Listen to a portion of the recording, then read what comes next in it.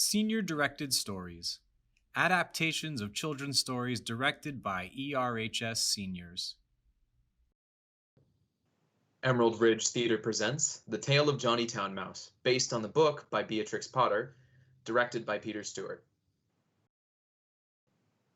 Johnnytown Mouse was born in a cupboard. Timmy Willie was born in a garden. This is a story of how Timmy Willie, a little country mouse, went to town in a basket by mistake. The gardener sent vegetables to town once a week, and he packed them in a big basket. One day, the gardener left the basket by the garden gate to be picked up by the mailman. Timmy Willie couldn't resist taking a peek inside. Oh, are those carrots I smell? So Timmy Willie snuck in through a hole in the basket, and after eating a few peas, Timmy Willie fell fast asleep. He awoke in a fright while the hamper was being lifted into the carrier's cart. Then there was a jolting and a clattering of horses' feet. Other packages were thrown in for miles and miles. Jolt, jolt, jolt, and Timmy Willie trembled amongst the jumbled up vegetables. Eek! At last, the cart stopped at a house, where the hamper was taken out, carried in, and set down. The cook gave the carrier 6 pence. Good day to you, miss. The back door banged, and the cart rumbled away. But there was no quiet. There seemed to be hundreds of carts passing. Dogs barked. Woof, woof. Children hollered in the street. Hey, come on, let's play. The cook laughed. The parlor maid ran up and downstairs, and a canary sang like a steam engine. Timmy Willie was almost frightened to death. A moment later, cook began to unpack the basket.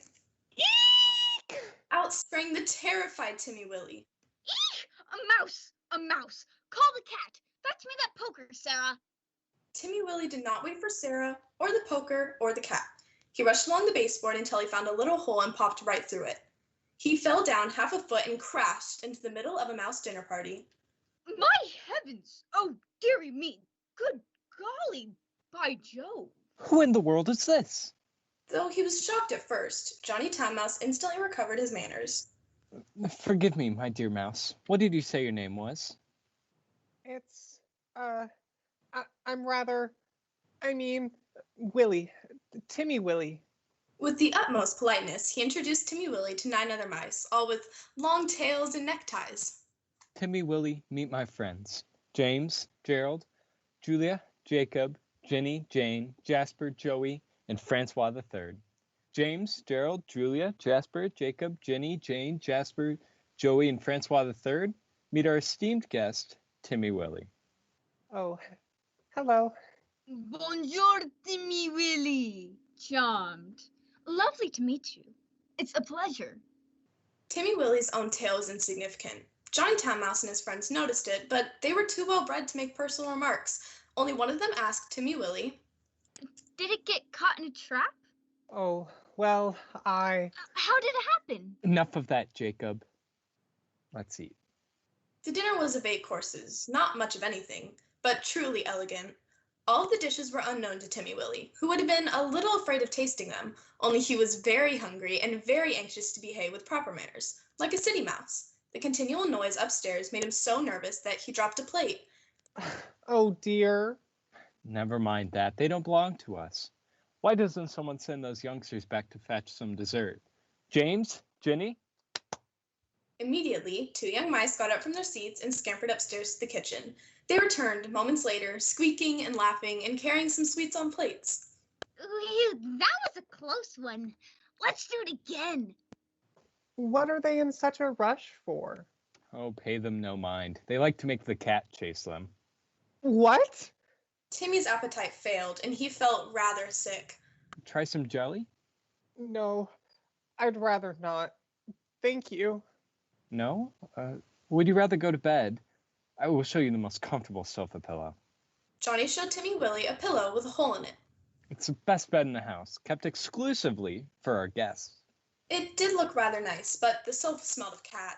Instead, Timmy Willie spent a miserable night under the fireplace fender. He woke up next morning to what should have been an excellent breakfast, but these mice dined on bacon and eggs, and Timmy Willie had been raised on roots and salad. More and more, Timmy Willie found he longed to be at home, in his peaceful nest on a sunny bank. The food made him sick. The noise kept him awake. In a few days, he got so thin and sickly that Johnnytown Mouse asked him, Are you all right, my good mouse? Does the city not agree with you? Well, I just miss my peaceful nest on the sunny bank in my little garden. I don't quite see why. It sounds like a rather damp and dirty place. How do you stay dry if it rains?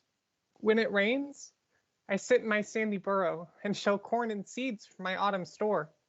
I peep out at the thrushes and blackbirds on the lawn, and my friend Mrs. Robin. And when the sun comes out again, oh, you should see my garden and the flowers, roses and pinks and pansies. No noise except the birds and the bees and the lambs in the pasture. Eek! There goes that cat again.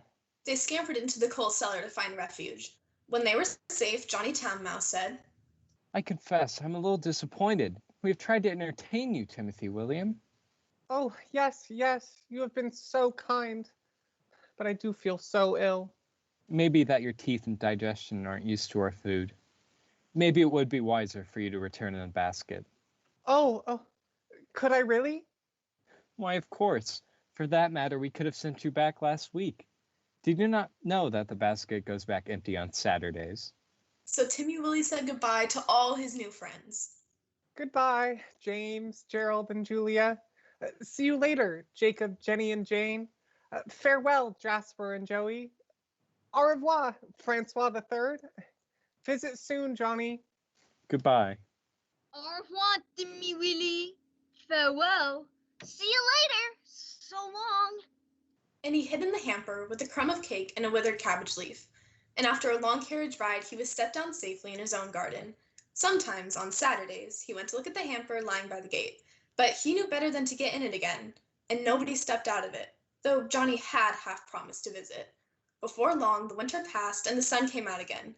Timmy Willie sat by his burrow, warming his little fur coat and sniffing the smell of violets and spring grass. He had nearly forgotten his visit to town when, up the sandy path all spick and span, came Johnny Town Mouse, carrying a fancy leather bag. Hello. I do hope I've come at a good time.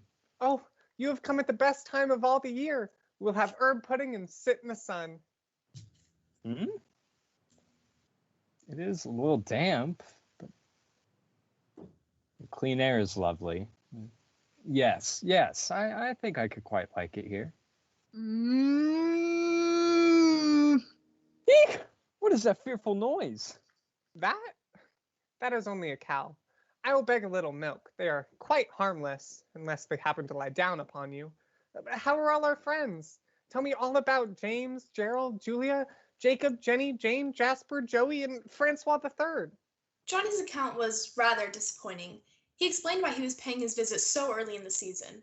The family had gone to the seaside for Easter. The cook was doing spring cleaning with particular instructions to clear out the mice. There were 4 new kittens and the cat had killed the canary. They say we did it, but I know better.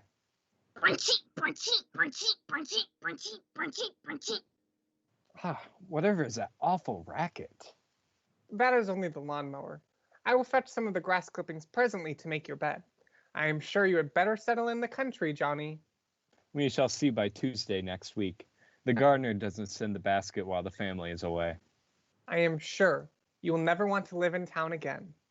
But he did. Johnny Town Mouse returned home in the very next basket of vegetables. He said the country was far too quiet. He came back to visit now and then, though, as did Timmy Willie. And though Timmy Willie never got used to the hustle and racket of city life, and Johnny never learned to like the damp and quiet country, they grew to enjoy each other's company very much. And if you asked Timmy Willie's neighbor, the robin, or Johnny Town Mouse's city companions, they would say they had never seen 2 better or dearer friends, despite their many differences. Your cast today for Johnny Town Mouse has been Grant Irie as Timmy Willie, Goodbye. Thanks so much for helping me get home. Garrett Doty as Johnny Town Mouse, It was a pleasure to meet you.